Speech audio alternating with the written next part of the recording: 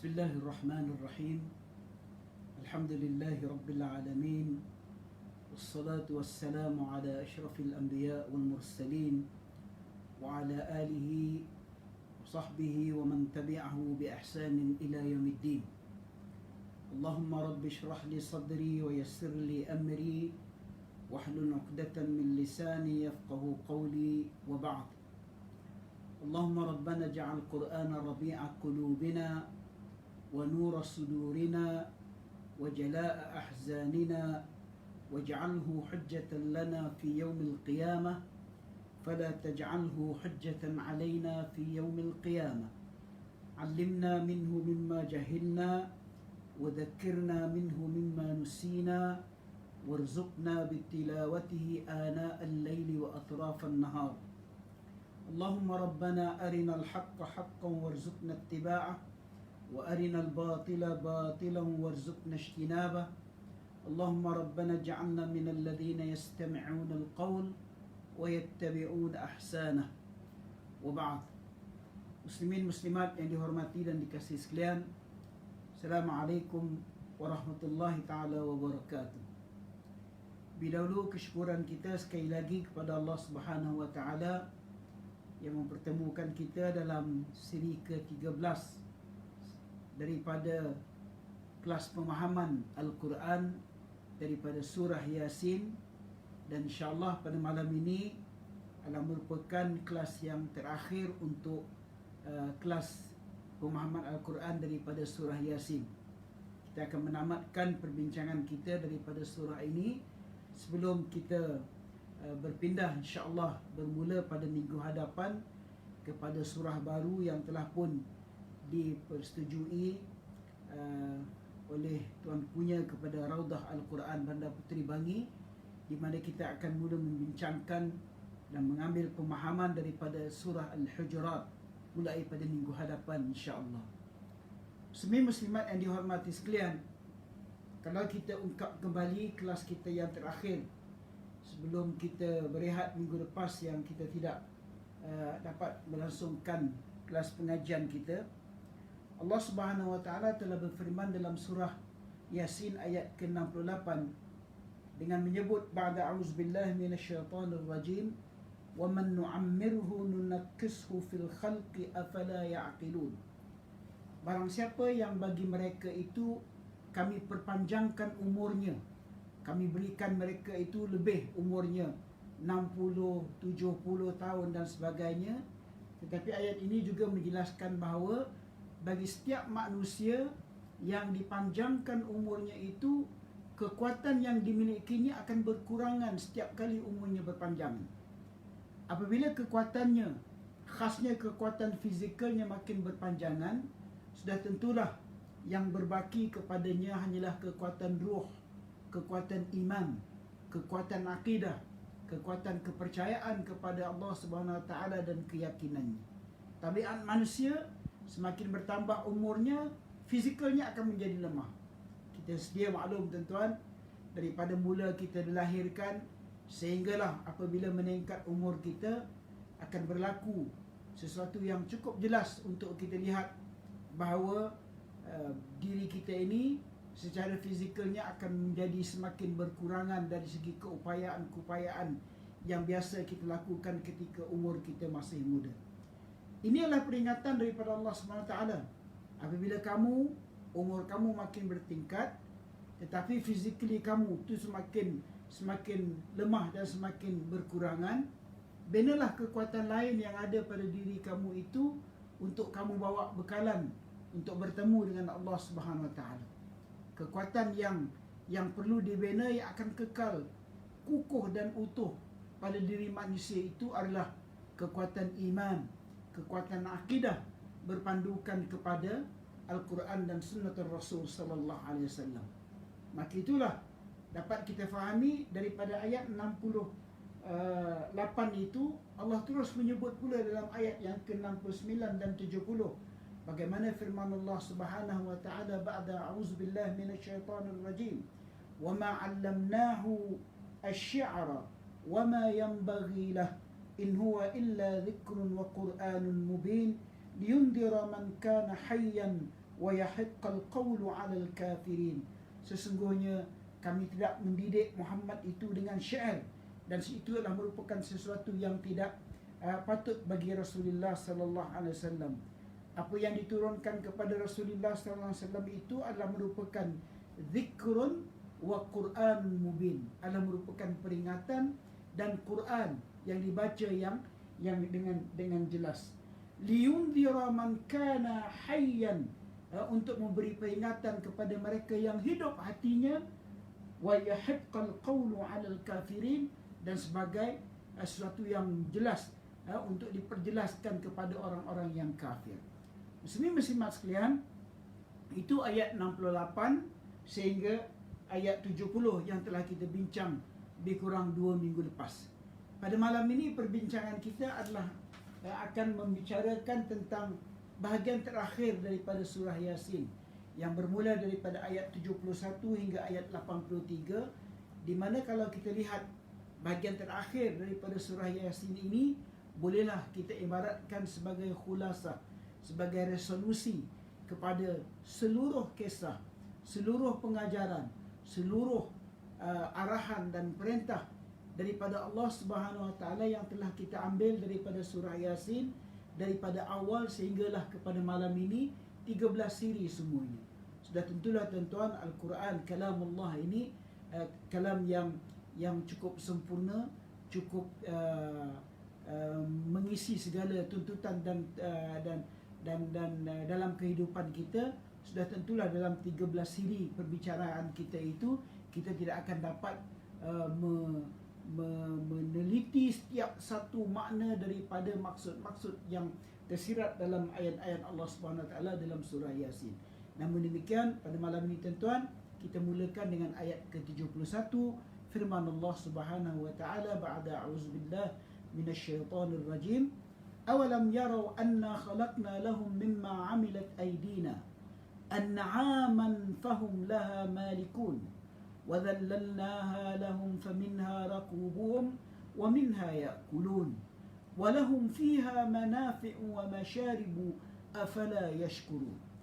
Ayat 71 sehingga 73 ini tuan-tuan adalah lontaran daripada Allah Subhanahu Wa Taala kepada kita manusia, yang sudah pun diturunkan Allah Subhanahu Wa Taala dengan segala nikmat, dengan segala yang sempurna, yang untuk mengisi segala tuntutan kehidupannya, dengan panduan-panduan yang telah diberikan oleh Al-Quran dan Sunnah Nabi sallallahu alaihi wasallam. Lalu Allah bertanya pada ayat 71, tidakkah mereka melihat bahawa sesungguhnya kami telah menciptakan binatang-binatang ternak untuk mereka, iaitu sebahagian daripada apa yang telah kami ciptakan dengan kekuasaan kami sendiri, lalu mereka menguasainya. Dan kami tundukkan binatang-binatang itu untuk mereka, maka sebahagiannya menjadi tunggangan mereka dan sebahagiannya mereka makan, dan mereka memperoleh padanya manfaat dan minuman, maka mengapakah mereka tidak bersyukur? Sekali lagi Allah Subhanahu Wa Taala melontarkan ayat-ayatnya untuk menguji manusia sejauh mana manusia ini bersyukur dengan nikmat yang telah dikurniakan oleh Allah Subhanahu Wa Taala kepada mereka. Kita telah membincangkan dalam surah Yasin berbagai-bagai nikmat yang telah dikurniakan Allah Subhanahu Wa Taala kepada kita. Nikmat bulan dan matahari yang telah kita bincang, bagaimana peredaran matahari dan bulan itu yang mempengaruhi proses kejadian siang dan malam telah kita bincangkan. Kita telah membincangkan tentang nikmat yang bakal didiami oleh ahli-ahli syurga. Bagaimana Allah Subhanahu Wa Taala juga telah memberi peringatan kepada kita akan nikmah, akan ujian dan cubaan daripada Allah Subhanahu Wa Taala kepada penghuni neraka. Tuan-tuan, daripada awal surah Yasin sehingga ke akhirnya ayat 71 ini diceritakan kepada kita segala yang telah dikurniakan Allah Subhanahu Wa Taala. Dan pada ayat 71 Allah bertanya soalan yang kalau hendak kita katakan ianya adalah soalan yang agak mudah, tuan-tuan. Tapi berapa ramaikah kita yang dapat menjawab persoalan mudah ini bertepatan dengan tuntutan iman dan agama kita? Sebab itu tuan-tuan, apabila kita membaca ayat 71 ini, Allah membayangkan nikmatnya dalam bentuk haiwan. bagaimana Allah Subhanahu Wa Taala telah mengurniakan kepada manusia ini an'am. An'am ini adalah binatang-binatang yang dikhususkan. Tuan-tuan, binatang-binatang yang menjadi kesayangan manusia, yang menjadi peliharaan manusia, yang dapat dimanfaatkan oleh manusia.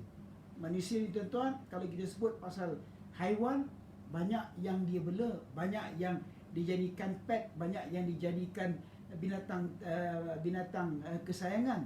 Tapi ada juga di antara haiwan-haiwan itu yang tidak boleh dimanfaatkan oleh manusia kalau nak dibandingkan dengan al-an'am, seperti mana yang disebut dalam surah Yasin ayat ke-71 ini. Dia ada perbezaan antara haiwan biasa dengan an'am.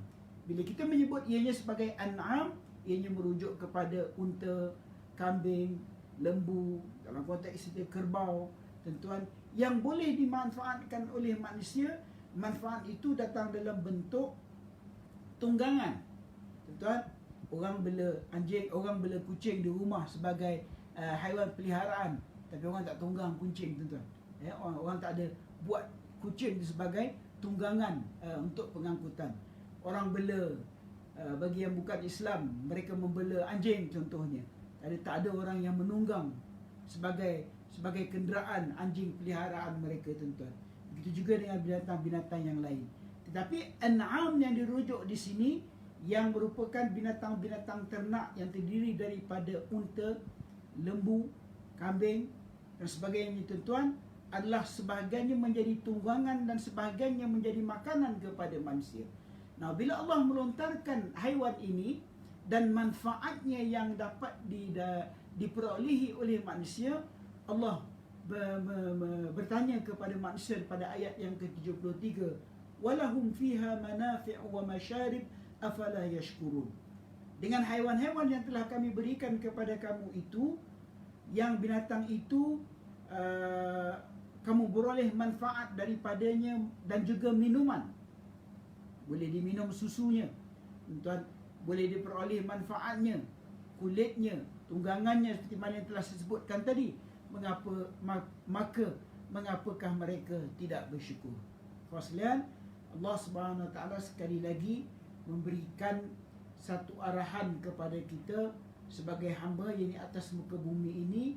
Apabila Allah Subhanahu Wa Taala telah memberikan segala nikmatnya kepada kita ini, yang paling penting daripada kita adalah untuk bersyukur. Nah, bersyukur kepada Allah Subhanahu Wa Taala itu bukan hanya sekadar mengucapkan alhamdulillah, bukan hanya sekadar mengucapkan kalimat dalam bentuk lafaz lisan sahaja. Itu dituntut bila kita menyebut, bila kita menyatakan kesyukuran kita pada Allah Subhanahu Wa Taala dengan kita menyebut alhamdulillah, syukur nikmat Allah Subhanahu Wa Taala. Tetapi kesyukuran yang paling tinggi nikmatnya, tuan-tuan, adalah apabila kita menjalani proses kehidupan kita ini mengikut peraturan yang ditentukan oleh Allah Subhanahu Wa Taala, yang halalnya, yang haramnya, yang mana boleh dilakukan, yang mana perlu ditinggalkan, yang mana perlu dijauhkan, yang mana boleh dilipat gandakan. Itulah dia tahap kesyukuran yang paling tinggi, selain daripada kita melafazkan kalimat alhamdulillah ataupun syukur kepada Allah Subhanahu Wa Taala. Maka itulah, tuan-tuan, Allah Subhanahu Wa Taala kemudiannya bertanya pada ayat 74 sehingga 76 dalam surah Yasin ini dengan menyebut satu perbandingan akibat orang-orang yang tidak bersyukur, akibat daripada mereka yang tidak menjalani kehidupan mereka di atas muka bumi ini dengan mentaati perintah dan arahan daripada Allah Subhanahu Wa Taala, tidak mentaati peraturan-peraturan yang telah ditentukan oleh Allah Subhanahu Wa Taala, sedangkan Allah telah memberikan segala nikmat kepadanya, sedangkan Allah Subhanahu Wa Taala telah memberikan segala kemudahan kepadanya, sedangkan Allah Subhanahu Wa Taala telah memberikan segala-galanya yang diperlukan oleh manusia.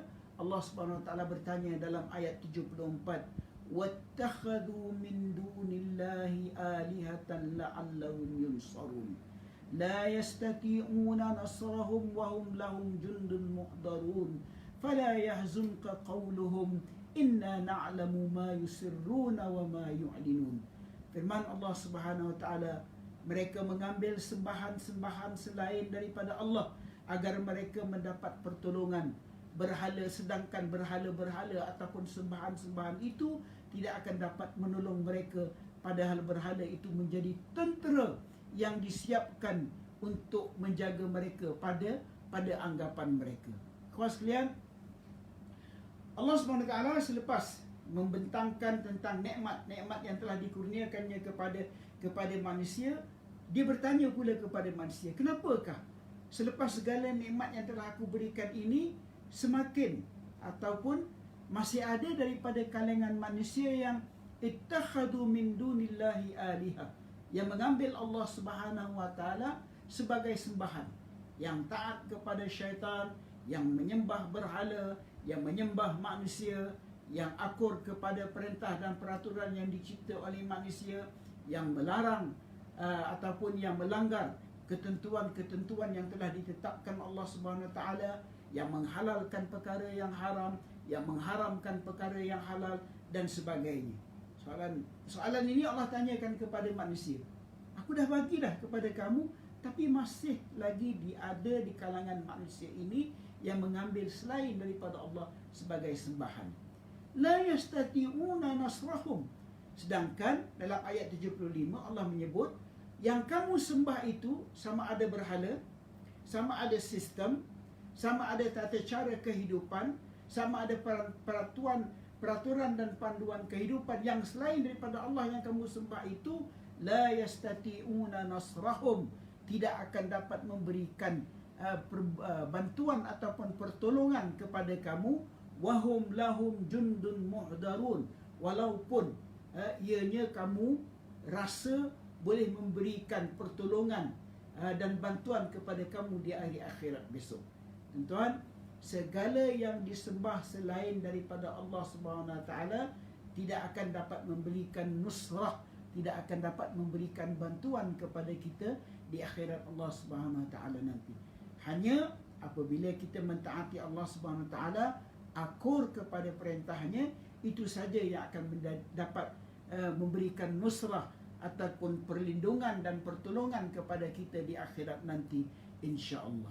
Maka itulah tuan-tuan, apabila kita melakukan ketaatan kita pada Allah Subhanahu Wa Taala seperti mana yang dilakukan oleh Nabi sallallahu alaihi wasallam dan para sahabat pada ketika awal Islam itu bermula di Makkah, dengan segala tuduhan-tuduhan yang ditujukan kepada Nabi sallallahu alaihi wasallam, dengan segala tumahan-tumahan yang ditujukan kepada Rasulullah sallallahu alaihi wasallam, Allah menyebut dalam ayat ke-76, fala yahzunka qawluhum inna na'lamu ma yusirrun wa ma yu'linun.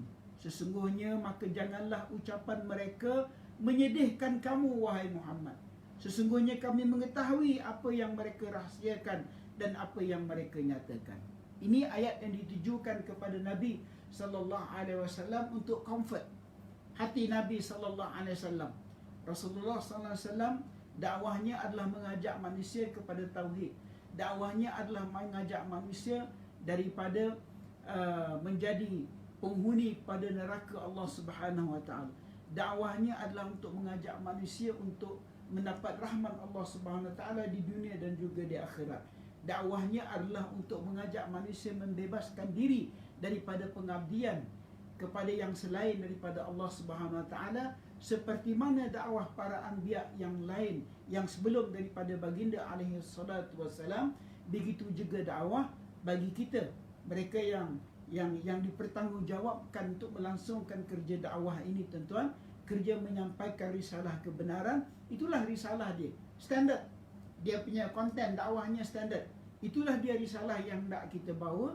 Tapi tuan-tuan, ayat Quran ini memberikan gambaran kepada kita bagaimana risalah dakwah ini, tuan-tuan, akan dihujung, akan diserang, akan tidak disenangi, seperti mana tidak disenangi oleh kafir Quraisy di Makkah, seperti mana tidak disenangi oleh kaum-kaum para nabi yang diutus sebelum daripada baginda alaihi salatu wassalam, seperti mana tidak disenangi oleh mereka yang anti dan merupakan musuh kepada Islam semenjak daripada selepas Nabi sallallahu alaihi wasallam wafat sehinggalah berlaku hari kiamat nanti. Fala yahzunka qawluhum inna na'lamu ma yusirruna wa ma yu'linun. Janganlah ucapan mereka menyedihkan kamu. Sesungguhnya kamu mengetahui, ya, kami mengetahui bahawa apa yang mereka rahsiakan dan apa yang mereka nyatakan. Tugas kita adalah untuk menyampaikan. Tugas kita adalah untuk membuat penjelasan. Tugas kita adalah untuk menyatakan kebenaran. Sama ada orang yang mendengar itu mau mengikut, orang yang mendengar itu mau mempercayai, tuan-tuan, itu kita serahkan kepada Allah Subhanahu Wa Taala. Kita harus sentiasa ingat kepada apa yang selalu disebut apabila Nabi SAW menyebut dalam satu hadis baginda SAW, "Ballighu anni walau ayah." Sampaikanlah daripada aku walaupun satu ayat, kata Nabi sallallahu alaihi wasallam. Muslimat sekalian, tadi telah kita nyatakan bahawa berhala-berhala yang disembah, sistem-sistem yang diambil selain daripada sistem Allah Subhanahu Wa Taala, ketaatan-ketaatan yang lain daripada ketaatan kepada Allah Subhanahu Wa Taala, ketika berada di atas muka bumi ini, manusia akan dihasut dengan hasutan-hasutan syaitan. Maka ada yang terikut, ada yang terpedaya. Terpedaya dan terikut sampai ke hari kiamat. Tapi apa yang akan berlaku di hari kiamat adalah, walaupun wahum lahum jundun mu'darun, walaupun ketika di atas muka bumi ini terdapat berhala-berhala ataupun sembahan ataupun sistem yang menjadi tentera yang disiap sediakan oleh mereka yang kafir dengan Allah Subhanahu Wa Taala untuk menjaga mereka, namun semua itu akan berlepas tangan di akhirat nanti. Semua itu akan berlepas tangan di akhirat nanti, tuan-tuan. Akan tidak menjadi pembantu dan penolong di atas kesyirikan, di atas kesesatan yang dilakukan oleh manusia. Di atas muka bumi ini, dia akan menyesatkan. Bila sampai di akhirat, itu semua akan berlepas tangan. Maka itulah Qatadah dalam tafsirnya mengatakan bahawa sehubungan dengan makna firmannya, berhala-berhala itu tidak dapat menolong mereka, iaitu sembahan-sembahan mereka itu tidak akan dapat membantu mereka, walaupun berhala itu menjadi tentera-tentera yang disediakan untuk menjaga mereka. Orang-orang yang musyrik semasa berada di atas muka bumi, tuan-tuan, mereka berbangga dengan apa yang mereka sembah, dengan apa yang mereka anuti, dengan apa yang mereka fahami. Tuan-tuan, berbangga dengan kejahilan mereka, berbangga dengan kesesatan mereka. Tuan-tuan, salah satu daripada cabaran besar yang sedang dihadapi oleh manusia pada zaman ini adalah berbangga di dalam kesesatan. Berbangga untuk mengambil selain daripada apa yang ditentukan oleh Allah Subhanahu Wa Taala. Apabila manusia itu berbangga di dalam kesesatan ketika berada di atas muka bumi, tuan-tuan, tunggu saja di akhirat nanti kesesatan itu dan kebanggaan itu akan mengakibatkan mereka mendapat balasan yang daripada Allah Subhanahu Wa Taala. Sebab Allah Subhanahu Wa Taala menyebut dalam ayat 76 surah Yasin tadi, inna na'lamu ma yusirruna wa ma yu'linun. Sesungguhnya kami mengetahui apa yang mereka rahsiakan dan apa yang mereka nyatakan. Muslimat sekalian, selepas itu ayat 77 sehingga 80, Allah Subhanahu Wa Taala bertanya lagi satu soalan. Selepas segala nikmat, selepas segala ancaman daripada Allah Subhanahu Wa Taala, maka sekarang ini di hujung surah Yasin ini Allah bertanya kepada manusia tentang identiti kita sebagai manusia. Kita ni manusia yang Allah jadikan kejadian kita ini perantaraan antara malaikat dan haiwan. Terdapat ciri-ciri malaikat kepada kita, terdapat juga ciri-ciri haiwan kepada kita. Dijadikan Allah Subhanahu Wa Taala dengan penuh tanggungjawab, dengan penuh tuan-tuan, peranan yang perlu dimainkan ketika berada di atas muka bumi.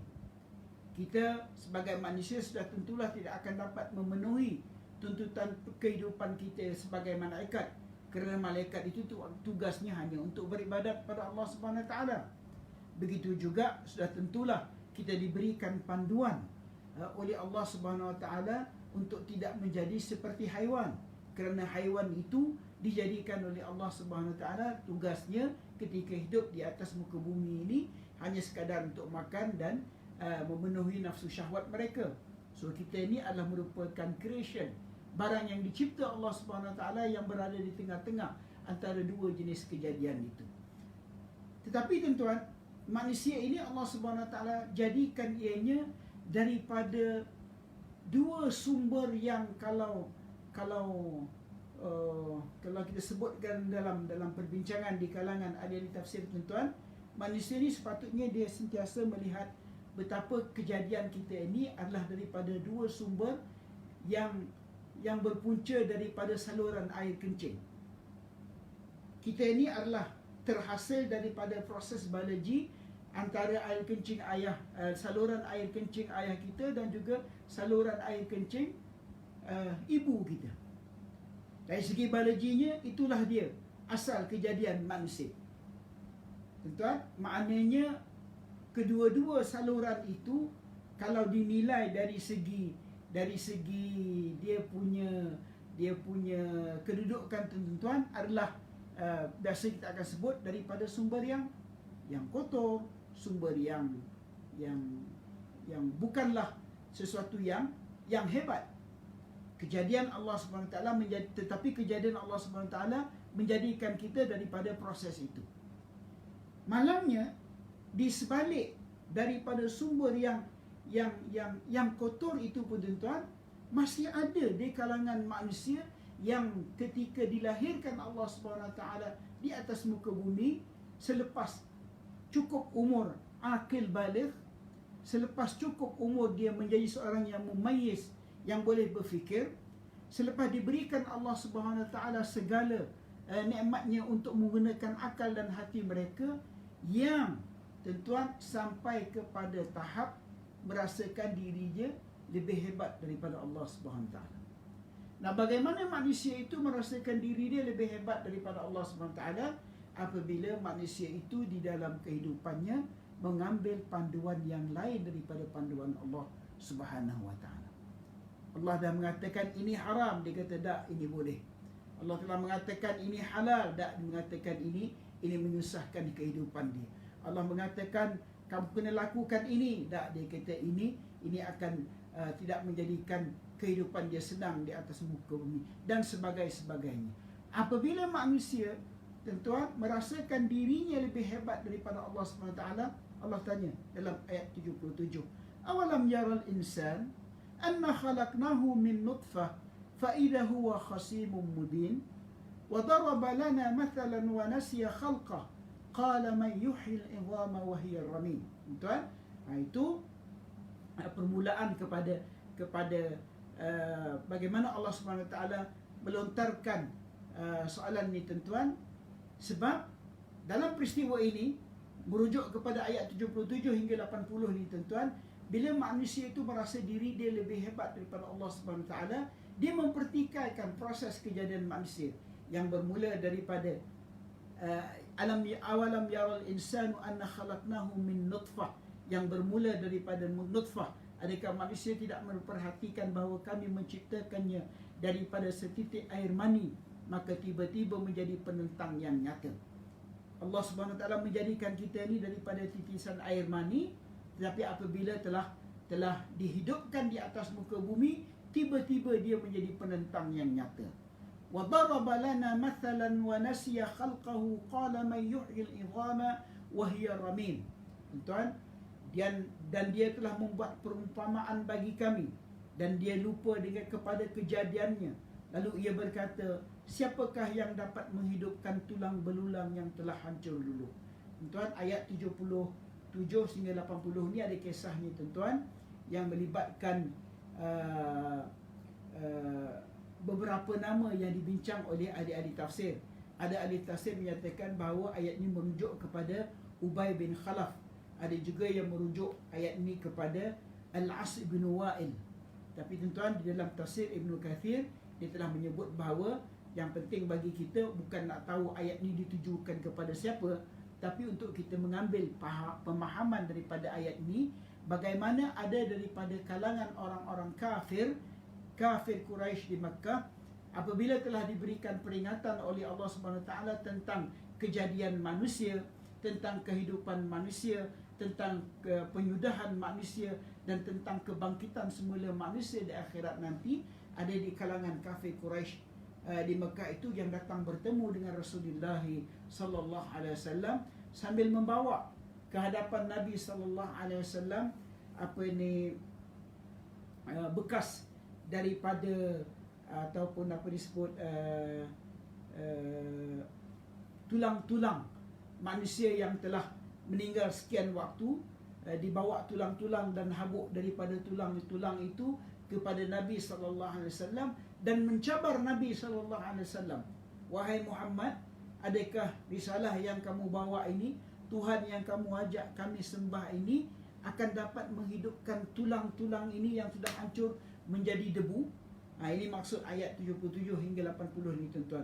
Wa daraba lana mathalan wa nasiya khalqahu qala man yuhyil 'idhama wa hiya ramim. Dan dia membuat perumpamaan bagi kami dan dia lupa kepada kejadiannya lalu berkata, siapakah yang akan dapat menghidupkan tulang belulang yang telah hancur menjadi debu ini?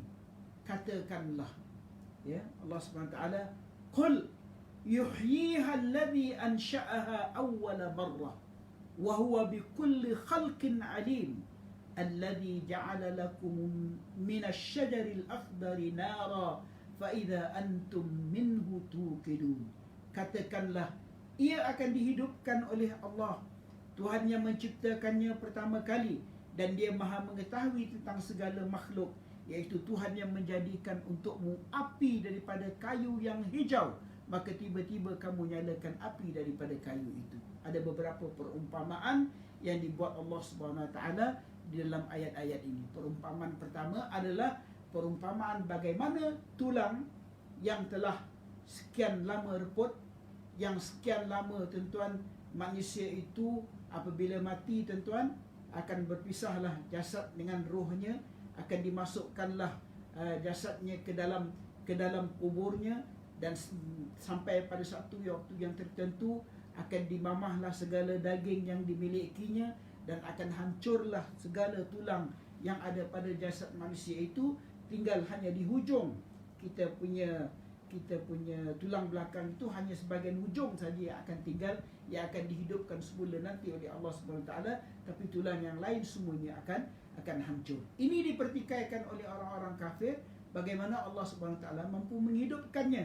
Sedangkan bagi kita orang-orang yang beriman, Allah Subhanahu Wa Taala menyebut bahawa yuhyihalladzi ansha'aha, Allah Subhanahu Wa Taala akan menghidupkannya seperti mana Allah Subhanahu Wa Taala menghidupkannya awwala marrah wa huwa bikulli khalqin alim, seperti mana Allah Subhanahu Wa Taala menghidupkannya pada awal-awal kejadian manusia, seperti mana yang telah kita bincang sebelum ini, sama ada dalam surah Yasin ataupun surah-surah yang telah kita bincang sebelum daripada ini tentang kejadian Adam dan Hawa, kejadian manusia, kejadian Nabi Isa alaihissalam, dan seterusnya. Kerana Allah Subhanahu Wa Taala itu wa huwa bikulli khalqin alim. Allah Subhanahu Wa Taala itu bagi setiap yang diciptakannya alim. Tuan-tuan, ini Allah sebagai pencipta. Tuan-tuan, bila kita sebut bab yang berkaitan dengan cipta dan penciptaan ni tuan-tuan, manusia juga Allah Subhanahu Wa Taala memberikan keupayaan untuk dia mencipta. Allah Subhanahu Wa Taala juga mengurniakan kepada manusia kreativiti untuk menghasilkan sesuatu, mencipta sesuatu. Tetapi penciptaan Allah Subhanahu Wa Taala itu disebut dalam Al-Quran ini wa huwa bikulli khalqin alim. Allah Subhanahu Wa Taala bagi setiap yang diciptakan itu, dia mempunyai ilmu yang cukup sempurna tentang apa yang diciptakan. Sedangkan barang yang dicipta oleh manusia ni tuan-tuan, sejauh mana pun advance-nya, sejauh mana tinggi pun tuan-tuan, penciptaan manusia itu, barang yang dicipta oleh manusia ini kan masih terdapat banyak kekurangan-kekurangan, dan ada di antara kekurangan-kekurangan itu yang tidak disedari oleh manusia tersebut. Berbanding dengan barang yang dicipta oleh Allah Subhanahu Wa Taala, dianya sempurna. Dianya adalah merupakan sempurna, dan Allah Subhanahu Wa Taala mengetahui alimun dengan apa yang dicipta. alladzi ja'ala lakum minasy-syajaril akhdari nara fa idza antum minhu tuqidun.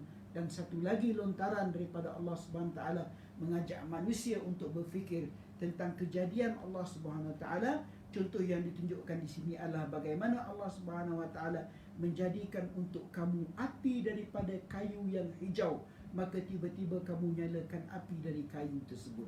Tuan-tuan, ini perbincangan bagaimana pohon kayu yang hijau. Pohon kayu yang, tuan-tuan, untuk menjadikan pohon kayu itu hidup, untuk menjadikan pohon kayu itu segar, untuk menjadikan pohon kayu itu subur, untuk menjadikan pohon kayu itu menjadi hijau, dia memerlukan air, dia memerlukan proses-proses tertentu seperti mana yang kita sedia maklum. Tuan-tuan, dan antara faktor utama yang menjadikan pokok kayu itu hijau adalah air.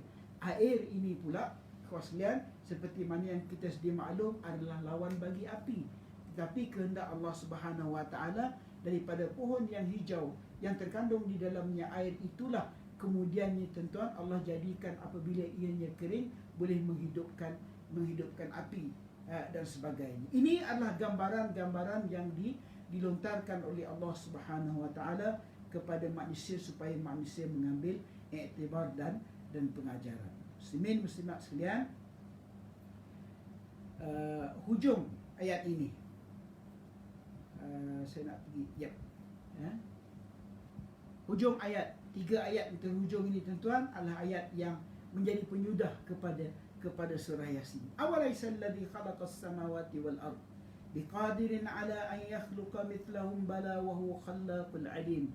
Innama amruhu idza arada syai'an an yaqula lahu kun fayakun. Fasubhanalladzi biyadihi malakut kulli syai'in wa ilaihi turja'un. Dan tidakkah Tuhan yang menciptakan langit dan bumi itu berkuasa, menciptakan yang serupa dengan itu? Benar, dia berkuasa dan dialah yang maha pencipta, lagi maha mengetahui. Sesungguhnya keadaannya apabila dia mengkehendaki sesuatu, hanyalah dengan berkata kun, yakni jadilah, maka terjadilah ianya. Maka maha suci Allah Subhanahu wa taala yang di tangannya kekuasaan atas segala sesuatu, dan kepadanya lah kamu dikembalikan. Saudara-saudara sekalian, hujung surah Yasin menceritakan tentang kekuasaan milik Allah Subhanahu wa taala yang diungkapkan dalam satu kalimat yang walaupun pendek tapi isinya cukup luas. Kalau tuan-tuan lihat pada ayat yang ke-83, Allah Subhanahu wa taala menyebut fasubhanalladzi biyadihi malakut. Ya. Maha suci Allah Subhanahu wa taala yang pada kekuasaannya ada malakut. Malakut ini, tuan-tuan, adalah sama maknanya dengan al-mulk. Mulk adalah kekuasaan. Ada perbincangan di kalangan ahli tafsir yang membezakan antara al-mulk dengan malakut. Al-mulk dia lebih bersifat, tuan-tuan, kekuasaan dan kerajaan dan keupayaan Allah Subhanahu wa taala dalam bentuk yang fizikal. Tapi bila Allah Subhanahu wa taala menggunakan kalimat malakut dalam ayat Al-Qurannya untuk menunjukkan kekuasaan yang dimilikinya, kekuasaan yang didefinisikan dengan malakut itu membawa maksud kekuasaan yang merangkumi juga aspek-aspek ruhi, aspek-aspek kerohanian dalam kekuasaan dan keupayaan Allah Subhanahu wa taala. Sejauh mana kekuasaan yang bersifat malakut itu, kehendak Allah Subhanahu wa taala hanya sekadar dengan menyebut kun fayakun. Jadi, maka jadilah ianya. Ini kekuasaan milik Allah Subhanahu wa taala yang sudah tentu seperti mana yang telah kita bincangkan sebelum daripada ini. Allah telah menciptakan langit dan bumi yang kemudiannya berupaya pula untuk menciptakan serupa dengan itu. Kawan sekalian, menjadi sunnah antara sunnahnya, tuan-tuan, apabila kita keluar daripada rumah, kita tengoklah sekejap ke atas langit yang diciptakan Allah Subhanahu wa taala sambil menyebut subhanallah, sambil menyebut masya-Allah, sambil menyebut nama besarkan Allah Subhanahu wa taala. Bagaimana Allah Subhanahu wa taala menjadikan langit tak ada tiang. Bagaimana Allah Subhanahu wa taala menjadikan langit yang melindungi bumi dengan tahap-tahap tertentunya, tuan-tuan, seperti mana yang dibincangkan dalam kitab-kitab tafsir, dalam ilmu akidah, tuan-tuan. langit kita ini terdiri daripada beberapa lapis. Dan lapis yang terakhir, tuan-tuan, daripada langit itu adalah laut yang dipenuhi dengan air. Jarak antara langit yang pertama sehingga langit yang kedua, tuan-tuan, perjalanannya adalah sepanjang 500 tahun. Baru masuk kepada langit yang kedua, langit ketiga, sehinggalah langit yang ketujuh, yang kemudiannya akan disudahi dengan laut yang kemudiannya akan sampai kepada arasy Allah Subhanahu Wa Taala. Tuan-tuan, kejadian ini adalah kejadian yang Allah Subhanahu Wa Taala memerintahkan kita untuk mengambil iktibar akan kekuasaan Allah Subhanahu Wa Taala. Apabila kita berjalan, Allah Subhanahu Wa Taala menyebut di dalam Al-Quran, afala ta'qilun, afala tatadabbarun, afala tatafakkarun. Berfikirlah kita untuk melihat keupayaan dan kekuasaan Allah Subhanahu Wa Taala yang Allah tanya dalam surah Yasin ayat 81, awalaysa alladhi khalaqas samawati wal ard biqadirin ala an yakhluqa mithlahum bala wa huwal khallaqul alim. Tuan-tuan, orang kafir bertanya kepada Rasulullah sallallahu alaihi wasallam, bolehkah manusia yang dah mati, yang menjadi tulang belulang, yang telah menjadi debu, dihidupkan semula? Lalu Allah bertanya, apa peliknya untuk Allah Subhanahu Wa Taala menghidupkan manusia yang telah mati itu, sedangkan Allah Subhanahu Wa Taala mampu menjadikan samawati wal ard, langit dan bumi. Maka dengan kemampuan Allah Subhanahu Wa Taala menjadikan langit dan bumi, yang mana kejadian langit dan bumi ini adalah jauh lebih besar daripada manusia, jauh lebih kompleks daripada kejadian manusia. Allah menyebut qadirin ala an yakhluqa mithlahum bala wa huwa khallaqul alim. Telah kita nyatakan tadi, Allah Subhanahu Wa Taala itu mampu untuk menjadikannya, dan apabila dia menciptakan makhluknya itu, tuan-tuan, wa huwa khallaqu al-alim, dia adalah merupakan pencipta yang maha mengetahui segala yang diciptakannya. Innama amruhu idza arada syai'an ay yaqula lahu kun fayakun. Dan Allah Subhanahu Wa Taala apabila nak menjadikan sesuatu, tuan, dia bukan perlu kepada drawing board, dia bukan perlu kepada proses penciptaan dan kejadian seperti mana yang dilakukan oleh manusia. Allah sebut saja kun fayakun. Jadi, maka jadilah ia. Kalau dia nak manusia pada akhir zaman ini, bermula pada tahun 2019, entah kepada tahun berapa kita pun tidak tahu, tuan-tuan, akan selesai serangan wabak COVID ini, kun fayakun. Dijadikannya hanya dengan menghantar virus-virus tentera-tenteranya, sehingga menjadikan kehidupan manusia seluruh dunia sekarang ini, tuan-tuan, terikat dengan satu virus yang namanya COVID-19.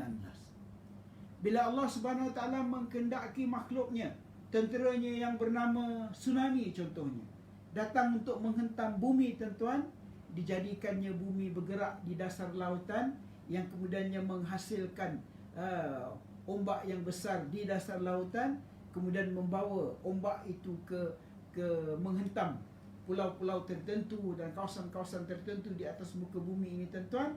Ianya terjadi dengan kun fayakun. Bila Allah Subhanahu Wa Taala hendak menghancurkan bumi ini dengan taufan dan ribut petir, tuan-tuan, Allah jadikan ianya dengan kun fayakun. Bila Allah Subhanahu Wa Taala hendak menjadikan manusia ini, tuan-tuan, dengan kejadian-kejadiannya yang sempurna, dijadikan manusia itu hanya dengan kun fayakun. Inilah dia kudrat dan kekuasaan Allah Subhanahu Wa Taala. Maka sebab itulah Allah akhiri surah Yasin ini pada ayat yang ke-83, fasubhanalladzi biyadihi malakut. Maha suci Allah Subhanahu Wa Taala yang pada kekuasaannya malakut. Tuan-tuan, malakut sama perkataannya dengan mulk, seperti mana yang telah disebutkan tadi, iaitu kekuasaan yang beyond, luar daripada kemampuan kita untuk berfikir, luar daripada kemampuan manusia untuk mencarapi ataupun mencerapi ianya dengan segala teknologi yang ada di atas muka bumi ini. Wa ilaihi turja'un. Dan kita harus ingat, tuan-tuan, segala yang diciptakan Allah Subhanahu Wa Taala di atas muka bumi ini, hujungnya adalah wa ilaihi turja'un, dan kepadanya lah kamu akan dikembalikan. Wahai manusia, Allah mengingatkan kepada kita, tuan-tuan, bahawa kita ni semua akan kembali kepada Allah Subhanahu Wa Taala. Muslimin muslimat yang dihormati dan dikasihi sekalian, itu perbincangan sepanjang 13 siri kita dalam kelas pemahaman Al-Quran, untuk kita ambil pemahaman daripada surah Yasin. Bagaimana Allah Subhanahu Wa Taala, tuan-tuan, telah menjadikan surah ini sebagai surah yang apabila kita baca, surah untuk melembutkan hati kita. Seperti mana kita baca ayat-ayat Quran yang lain dan juga surah-surah yang lain, ini adalah ayat-ayat Allah Subhanahu Wa Taala untuk melembutkan hati kita, supaya jangan hati kita ini, tuan-tuan, tidak berubah daripada satu tahap kepada satu tahap yang lebih baik. Kita telah pun mengungkapkan perkara ini sebelum daripada ini, bahawa manusia ini, tuan-tuan, tahap darajat hati dia ada 3. Yang pertama adalah qalbun marid, tuan-tuan, hati yang sakit. Ya.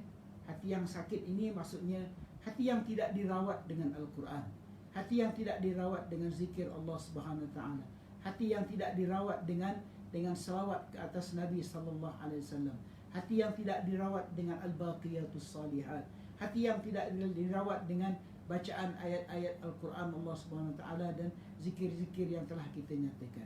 Apabila ianya tidak dirawat, tuan-tuan, dia akan naik menjadi qalbun qasi. Dia akan menjadi hati yang keras. Hati yang keras ni, tuan-tuan, diberikan gambaran di dalam Al-Quran bagaimana kalau hati yang keras, tuan-tuan, dia akan menjadi lebih keras daripada batu. Batu yang keras apabila disiram berterusan dengan air, tuan-tuan, dia akan terhakis. Tapi hati manusia apabila telah keras, apabila sudah ingkar dan tidak mahu menerima perintah Allah Subhanahu Wa Taala, apabila merasakan dirinya lebih pandai daripada Allah Subhanahu Wa Taala, seperti mana yang telah dinyatakan dalam surah Yasin tadi, apabila hatinya sudah jauh daripada apa yang ditentukan oleh Allah Subhanahu Wa Taala, apabila hatinya tidak tergerak, apabila tidak terdetik hatinya, walaupun mendengar cerita tentang azab neraka, walaupun mendengar pengkesahan tentang nikmat syurga, walaupun mendengar cerita tentang himpunan di padang mahsyar, walaupun mendengar tentang perjalanan hidup Nabi sallallahu alaihi wasallam, walaupun mendengar tentang kemenangan perjuangan para sahabat, walaupun mendengar tentang peristiwa yang dilalui oleh pejuang-pejuang Islam, tuan-tuan, apabila hati itu telah menjadi qasi, dia tidak terdetik lagi dengan apa yang telah dibentangkan di hadapan dia. Sedangkan wa ilaihi, ayat surah Yasin ini, kepadanya kita akan kembali, wa ilaihi turja'un, sedangkan kepadanya lah kita semua akan kembali kepada Allah Subhanahu Wa Taala. Nah, dua hati tadi, tuan-tuan, kalau kita proses ianya, kalau kita bentuk ianya, kalau kita pupuk ianya, insya-Allah dia akan naik menjadi qalbun salim. Yauma la yanfa'u malun wala banun illa man atallah biqalbin salim.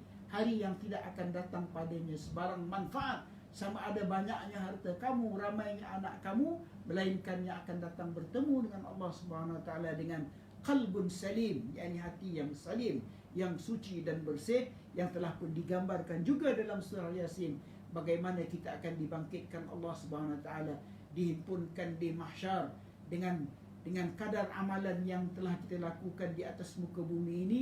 Telah kita ceritakan dalam surah Yasin ini, manusia akan dihimpunkan mengikut kadar amalan mereka yang telah mereka bawa sepanjang dalam kehidupan mereka di atas muka bumi. Ada yang berdiri dalam keadaan peluhnya pada buku lali, ada yang berdiri dalam keadaan peluhnya sampai ke lutut, ada yang berdiri dalam keadaan peluhnya di peringkat pinggang, ada yang berdiri dalam keadaan peluhnya, tuan-tuan, kerana panas matahari, tuan-tuan, yang peluhnya sampai ke aras dada, dan ada di kalangan manusia ini akan lemas dalam peluhnya kerana kepanasan himpunan di padang mahsyar itu, tuan-tuan. Tidak ada amalannya di atas dunia ini yang mendapat memberikan syafaat kepada dia untuk mengurangkan tekanan-tekanan yang bakal dihadapi di akhirat nanti. Selepas itu, seperti mana juga yang telah kita terangkan dalam surah Yasin, himpunan manusia di mahsyar Allah Subhanahu Wa Taala, bila kita akan dibentangkan dengan kitab amalan segala buruk dan baik kehidupan kita ini, daripada yang sebesar-besarnya sehinggalah yang sekecil-kecilnya, akan dibentang di hadapan Allah Subhanahu Wa Taala. Dalam ayat lain Allah telah menyebut, ma li hadzal kitab la yughadiru saghiratan wala kabiratan illa ahsaha. Apakah ini kitab yang telah dibentangkan di hadapan kita, yang tidak meninggalkan sebarang yang kecil maupun yang besar yang telah kita lakukan. Kemudiannya kita akan dihisap oleh Allah Subhanahu Wa Taala, tuan, dan kita kemudiannya juga akan beratur untuk melintasi titian siratul mustaqim, untuk menentukan penghujung kita sama ada di syurga ataupun neraka. Tuan-tuan, kita tak nak, bukan kita tak nak ni sebab kita kalau boleh nak mengurangkan cerita tentang neraka ni tuan, walaupun ianya sebenarnya adalah merupakan motivasi kepada kita.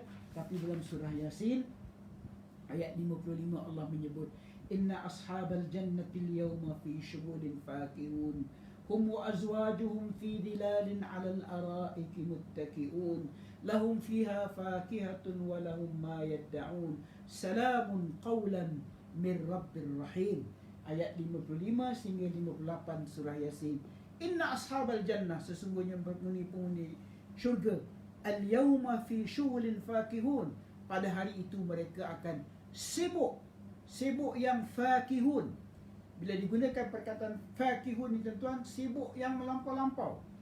Sibuk yang melampau-lampau ni bukannya sibuk yang akan tidak mendatangkan manfaat, tapi keadaan mereka yang menjadi penghuni syurga adalah sibuk yang melampau dalam menerima nikmat daripada Allah Subhanahu Wa Taala. Tuan-tuan, sibuk dia dengan nikmat Allah Subhanahu Wa Taala. Tuan, lalu sahaja contohnya diberikan gambaran oleh ahli tafsir, lalu sahaja burung di hadapan matanya, terdetik di dalam hatinya, sedap mungkin burung ni tuan-tuan, belum pun sempat dia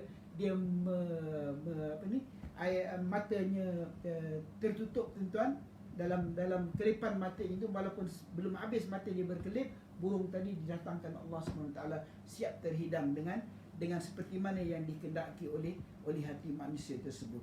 Hum wa azwajuhum, mereka dan pasangan mereka, fi dhilalin, di bawah bayangan, 'alal ara'iki muttaki'un, di atas tempat-tempat duduk dalam keadaan tertentu dalam syurga. Lahum fiha fakihah, bagi mereka itu segala jenis buah-buahan. Walahum ma yad'un, dan segala yang mereka minta. Salamun qawlan min rabbir rahim. Tapi tuan-tuan, nikmat yang paling besar untuk kita sudahi perbincangan kita tentang surah Yasin ni tuan-tuan dan tuan-tuan, adalah ucapan salam daripada Allah Subhanahu Wa Taala. Sebab itu tuan-tuan, apabila kita membaca surah Yasin, kan, bila kita sampai kepada ayat-ayat ini, contohnya ayat salamun qawlan min rabbir rahim, tuan, ucapan salam daripada Allah Subhanahu Wa Taala. Tidak ada ucapan yang lebih baik bagi manusia ini tuan-tuan selain daripada menerima ucapan salam daripada Allah Subhanahu Wa Taala. Muslimat yang dirahmati sekalian, kalau kita imbas kembali apa yang telah kita bincangkan dalam surah Yasin ini, antaranya mauqif ataupun tempat-tempat yang perlu kita sentiasa mengambil iktibar, sentiasa kita mengambil pengajaran, sentiasa mengambil peringatan, adalah firman Allah Subhanahu Wa Taala surah 5 ayat 52 contohnya.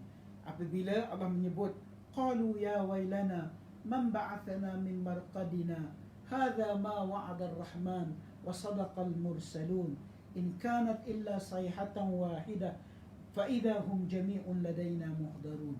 Ini ayat yang menggambarkan bagaimana apabila kita dalam kubur nanti, apabila kita meninggal, nyawa kita berpisah antara roh dan jasad, berpindah kita kepada alam barzakh tuan-tuan.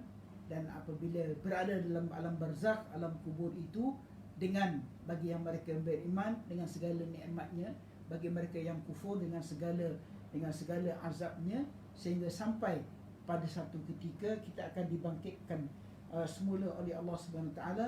Maka setiap seorang daripada kita akan bertanya, qalu ya wailana man ba'athana min marqadina. Mereka semua akan bertanya, yang kafir akan bertanya, siapa yang membangkitkan kita daripada tempat pembaringan kita ini? Bagi orang-orang yang beriman, insya-Allah kita orang-orang yang beriman, jawapannya adalah hadza ma wa'ada ar-rahman wa sadaqal mursalun. Inilah dia hari yang telah dijanjikan Allah Subhanahu taala kepada kita, hari kebenaran yang dijanjikan Allah Subhanahu taala kepada kita. Berbahagialah mereka yang beriman, dan manakala mereka yang kufur akan tertanya-tanya pada hari itu, apakah nasib yang bakal mereka hadapi. Muslimin-muslimat sekalian, 13 siri, tuan, saya tak kata kita telah membincangkan surah Yasin ini sedetail-detailnya, tapi boleh saya sebutkan bahawa secara umumnya dapat sudah kita memahami konteks surah Yasin ini dalam secara umumnya apa yang perlu kita fahami daripada surah ini. Mudah-mudahan ianya telah menjadi amalan kepada kita, yang menjadi amalan orang Melayu baca Yasin pada malam Jumaat dan sebagainya. Kita ambil pemahaman dan iktibar daripada surah Yasin ini, insya-Allah. Minggu hadapan insya-Allah perbincangan kita akan bermula, tuan-tuan, kalau tuan-tuan perasan dalam surah-surah yang kita bincang sebelum ini, semuanya adalah surah-surah Makkiyah.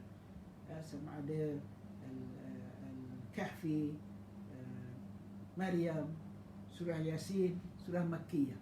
InsyaAllah pada minggu depan kita akan ambil satu surah Madaniyah, surah yang turun di Madinah, surah Al-Hujurat, surah yang tuan yang juga banyak cerita dan pengajaran dan iktibar yang perlu kita ambil, selain daripada hal-hal yang berkaitan dengan proses pembentukan kefahaman, proses pembentukan iman, proses pembentukan hati dalam rangka kita untuk melembutkan hati kita ini sebelum kita bertemu dengan Allah Subhanahu wa taala. Muslimin-muslimat sekalian, mudah-mudahan ada manfaatnya apa yang telah saya bentangkan ini. Segala yang baik itu semuanya daripada Allah Subhanahu wa taala, segala kekurangan itu adalah daripada kita. Dan sebelum kita tamat dalam seminit dua ini, kalau ada yang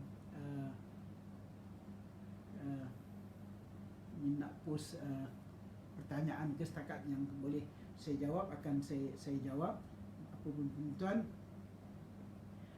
mudah-mudahan Al-Quran ini tepat seperti mana doa yang kita baca pada setiap awal kelas kita. Allahumma ja'al Quran rabi'a qulubina. Ya Allah, ya Tuhanku, jadikanlah Al-Quran ini musim bunga bagi hatiku, wa nuras sudurina, dan menjadi nur kepada hati kami. Dan di Al-Quran ini biar dia jadi nur kepada dada kita, pada hati kita. Wa jala ahzanina, dan yang mengangkat segala keraguan kita. Wa 'allimna minhu mimma jahilna.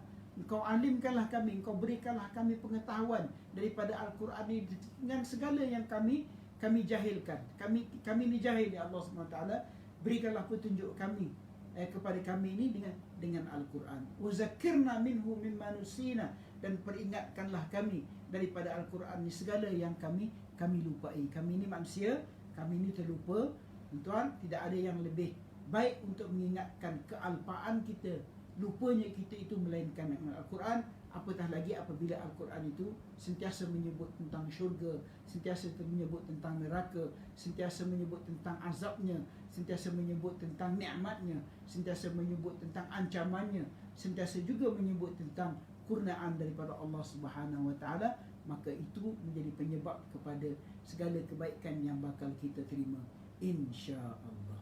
Muslimin-muslimat sekalian, takat itu pada malam ini, mudah-mudahan ada manfaat kepada kita semua. Aqulu qawli hadza wa astaghfirullah li wa lakum. Wassalamualaikum warahmatullahi taala wabarakatuh. Terima kasih sekali lagi saya ucapkan kepada Raudah Al-Quran Bandar Puteri Bangi yang merupakan penganjur kepada kelas kita ini, dan juga kepada Facebook dan juga portal Melaka hari ini yang turut menyiarkan kelas kita ini yang sudah beberapa minggu bersama dengan kita, dan kepada semua yang hadir. Wabillahi taufiq wal hidayah. Wassalamualaikum warahmatullahi taala